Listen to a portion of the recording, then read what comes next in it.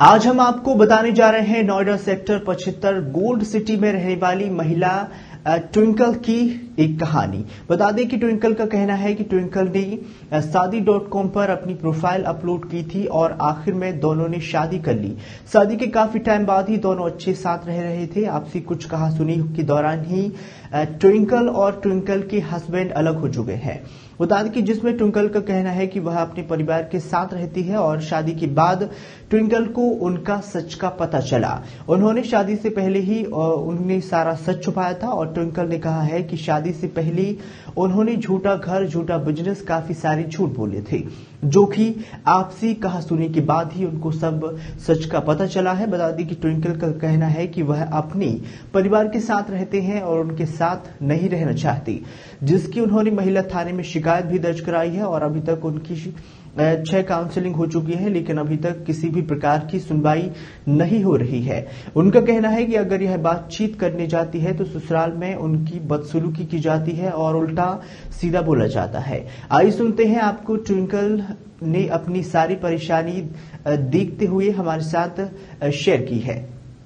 Twinkle जी, आपका जैसे कहना है कि आपकी शादी हुई थी, ससुराल वालों ने आपको झूठा दिलासा देकर शादी की, उसके बाद में उनकी सच्चाइयाँ खुलती रही और आज के टाइम में आपका हस्बैंड जो है आपके साथ में ही रहते हैं, वो अपने परिवार वालों के साथ रहे हैं, आपको अकेला छोड़कर देते हैं। तो आप क्या कहेंगे इस बारे में, आखिर क्या हुआ था जो आपसे दूर हो गया? कुछ नहीं हुआ, बस हमारे बीच कोई छोटा मोटा झगड़ा होता था। वो अपने घर पर कॉल कर देते थे, उनकी मम्मी आती थी और उनको लेकर चली जाती। अब इस बार तो कुछ अनोखा ही कर दिया उन्होंने, आई और लेकर चली गई, हमें बिठाया नहीं, कुछ पूछा नहीं, सिर्फ एक तरफा बात सुनकर माँ बाप उनके डिसीजन ले लेते हैं। बस वो घर गए, घर जाकर उन्होंने कह दिया भाई मुझे तो उससे दूर रखो, मुझे नहीं रहना उसके साथ।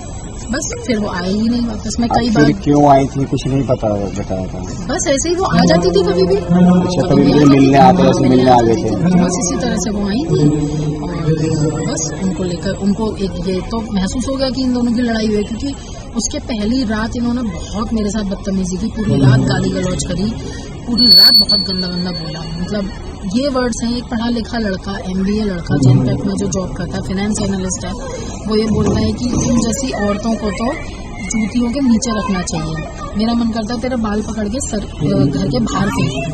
ये उनके वर्ड्स थे 18 जून की रात को जो हमारी लड़ाई हुई है। और लड़ाई भी बस इस बात पर हुई थी, 3 दिन से मुझसे बात ही नहीं कर रहे थे, तो मैंने उनसे कहा कि अब बात क्यों नहीं कर रहे, बात क्यों नहीं कर रहे, बस इसी बात पर उल्टा सीधा बकवास शुरू कर दिया। तो उसके बाद आपने उनसे कांटेक्ट करने की कोशिश की अपने ससुराल वालों से? बहुत बार एनिवर्सरी वाली रात मैंने उनको कॉल किया, कम से कम घंटे भर उनसे बात की, तो बस वही वो उल्टा सीधा ही बोलते रहे मुझसे। और एनिवर्सरी वाले दिन मैं उनको लेने भी गई तो वहाँ तो बहुत ही बदतमीजी की मेरे साथ, मेरे हस्बैंड ने तो बहुत ही बदतमीजी की। मेरे ससुर जी बोलते हैं कि हाँ बेटा हम तुम्हारी दूसरी शादी करा रहे हैं। मतलब आपके ससुर जी आपको खुद बोलते हैं आपकी दूसरी शादी करा रहे हैं? आपने उनसे रीजन नहीं पूछा कि जो मेरे हस्बैंड है वो दूसरी शादी क्यों करूँगा? बोलते हैं कि हमारा बेटा ना मैरिज मटेरियल है। अच्छा, तो या तो पहले चेक करवा लेते अपने बेटे को मैरिज मटेरियल, मेरी क्यों लाइफ खराब, तो जिसमें कि मेरे पेरेंट्स नहीं हैं। लास्ट ईयर अप्रैल में 6 अप्रैल को मेरी मम्मी खत्म हुई आउट ऑफ कैंसर, 29 अप्रैल को मेरे पापा खत्म हो गए, रात को सोए थे, सुबह उठे गए। मेरी जैसे तैसे मेरे सारे रिश्तेदारों ने मिलकर शादी करी, 12-13 लाख रुपए मेरी मम्मी के इलाज में लग गया। फोर्टिस सेक्टर 62 में मेरी मम्मी का इलाज चला था। कैसे कैसे मेरे घर वालों ने मेरी शादी करी है मैं जानती हूँ, और फिर उसमें इन्होंने ये किया। और रीज़न जो अभी तक समझ में आया वो यही है कि इन्होंने ये सोचा था अकेली लड़की है, इसकी मकान होगा, दुकान होगी, सब हम जो भी आपके पास उसको लेना चाहते थे, बस उनका वही मोटिव। इसके लिए आपने बिल्कुल उन पर कंप्लेंट वगैरह रजिस्टर नहीं कराई अभी तक? नहीं कराई। तो मेरी बस देखिए यही रिक्वेस्ट है कि सरकार से भी और मीडिया से भी कि जैसे हमारे प्रधानमंत्री जी ने ये स्टार्ट किया है बेटी बचाओ बेटी पढ़ाओ, तो इसी तरह से एक बेटी सरकार से दरख्वास्त कर रही है कि मुझे प्लीज़ न्याय दिलाया जाए, क्योंकि माँ बाप तो मेरे हैं नहीं, तो मेरे लिए तो माँ बाप सब कुछ अब सरकार ही है।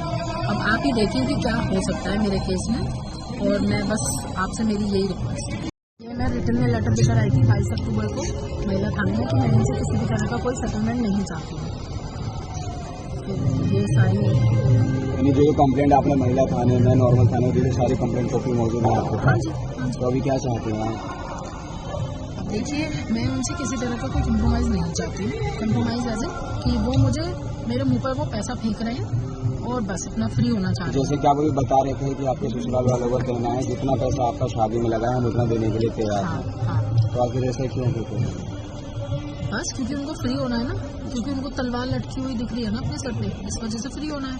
मतलब आपने शादी करी, हमने जो लगाया आप वो मुझे देकर वापस। आपकी 6 काउंसलिंग हो चुकी महिला थाने से, कोई सपोर्ट मिली आपको वहाँ से?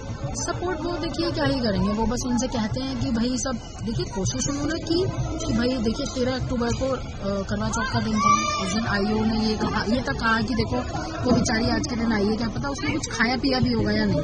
आज के दिन इनका सम्मान करना, बेइज्जती मत करना, क्योंकि तुम हो महाबदतमीज। आईओ तो हमेशा बोलते हैं कि इससे ज्यादा बदतमीज लड़का नहीं तो पुलिस से सपोर्ट मिल रही है?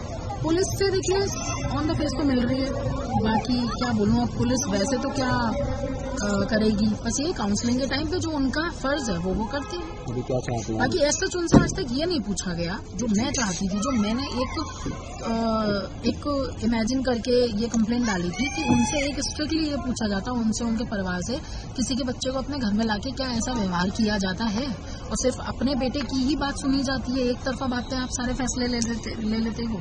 तो ऐसा शादी को कितना टाइम हो गया? उस टाइम में पहली बार ऐसा हुआ था या पहले भी ऐसा हुआ है? नहीं, शादी के 2 महीने बाद से इन्होंने बहुत ज्यादा ड्रामा करना शुरू कर दिया था। मुझे नहीं रहना इसके साथ, मुझे नहीं रहना। तो मेरे ससुर जी मुझे धमकियां देते थे, बेटे तेरे मामे को फोन मिला रहा हूँ, ये लोग अमृतसर के हैं, तो पंजाबी आदि हिंदी बोलते हैं, तो बेटा तेरे मामे को फोन मिला रहा हूँ तुझे ले जाएगा, बेटा तेरे मौसे को फोन मिला रहा हूँ तुझे ले जाएगा। तो मैं ऑलरेडी इतने सदमों से उभरी नहीं थी, तो मैं तो उनके पैरों में गिर जाती थी कि प्लीज आप ऐसा मत कीजिए और मेरे घर पे फोन मत कीजिए। मेरे घर वाले बेचारे वैसे ही दुखी हैं, आपने अपनी तरफ से पूरी कोशिश की अपना रिश्ता बचाने के लिए, और वो मतलब शादी के 2 महीने बाद उनकी मम्मी कह रही है बेटे एक बुरा सपना समझ के भूल जा। शायद हो सकता है भाई उनको जो चाहिए था वो उनको नहीं मिला इस शादी से। इस बात से तो फिर क्लियर साबित होता है कि वो आपकी प्रॉपर्टी है, आपके पैसे बने से शादी की। बस क्या चाहते हैं अभी आप?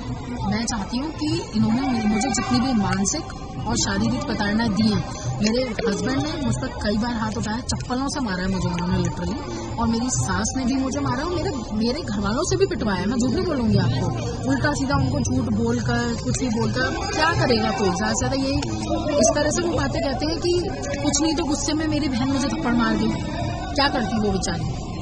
तो मैं यही चाहती हूँ कि इन्होंने जो मेरे साथ किया है ना, जितना गलत पैसा ले रखा है इन्होंने मुझसे, मेरी ज्वेलरी ले रखी है, वो सब मुझे वापस मिले। मेरा इतना सारा सामान मेरे ससुराल में रखा हुआ है, और ये लोग जहाँ मेरी शादी हुई थी उस एड्रेस पर तो अब रहते भी नहीं है, वहाँ से तो भाग गए ये लोग। मैं अपना सामान लेने गई थी, वहाँ से तो भाग गए।